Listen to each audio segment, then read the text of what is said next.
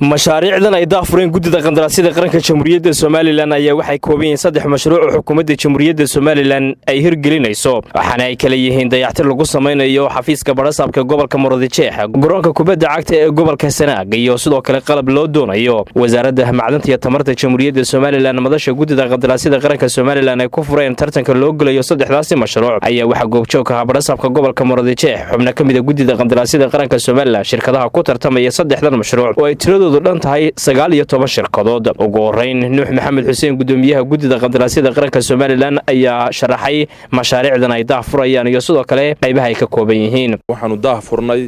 3 mashruuc oo kala ah garoonka Ceergaabo ee kubadda cagta dhisme decoration ama qurxin loo sameeyo xafiiska barasaabka Murudijeex iyo qalab loo doonayo wasaaradda macdanta iyo tamarta waxaa ku soo tartamay 19 shirkadood insha Allah taala waxaan u xulan doonaa si cadaalad ah oo transparency hadii alla ka dhigo 19 kuba ma guuleysanayaan 3 shirkadood un baa laga rabaa 3dii Ilaahay calaf ugu daro ayuun baa helaysaa qaar kamid ah shirkadaha ka qayb galaya tartankaasi ayaa iyaguna waxa ay muujiyeen sida ay ugu kalsoon yihiin cadaaladda guddida qandaraasyada qaranka Soomaaliland iyagoo soo dhaweeyay tartankan loo furay shirkadda Line Construction Company waxa ka soo qayb galay dayactirka iyo qurxinta lagu sameeyo xafiiska barasaabka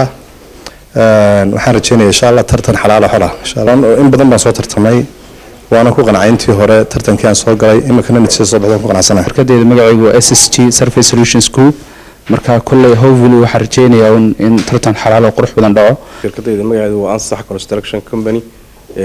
waxaan tartankan ka soo qayb galay waxa weeye qurxinta iyo dubahabeynta xafiiska barasaabka sakrana Jaamac Xaji Axmed Cabdi ee barasaabka gobolka Murudijeex ayaa soo dhaweeyay tartankan iyo sidoo kale dayactirka lagu sameeyo xafiiska barasaabka gobolka Murudijeex isagoo amaanay guddida qandaraasyada qaranka Soomaaliland aad iyo aad baan idinku mahadnaqayaa guddida qandaraasyada qaranka iyo shirkadaha ka soo qayb galay tartankan dubahabeynta gobolka Murudijeex guddida qandaraasyadana waan u mahadnaqayaa iyaguna sida wanaagsan ee hufnaanta runtii ay ka muuqato ee ay tartamada u qabtaan waayo taasunba qaranka wuxuu ah in loo tartanka runtii resource-ka dalka si siman loogu tartamo qof waliba halka uu ka arko waxa uu tartanka kaga qayb galayo iyaduna runtii waa hufnaan iyo daacadnimo guddida qandaraasyadu ay muujiyeen agaasimaha guud ee guddida qandaraasyada qaranka Soomaaliland Jabarta Saadle ayaa isaguna halkaas ereyay ka jeediyay 3dan qandaraas maanta ku furanay sidii caadada ahayd gudoomiyaha guddida qandaraasyada qaranka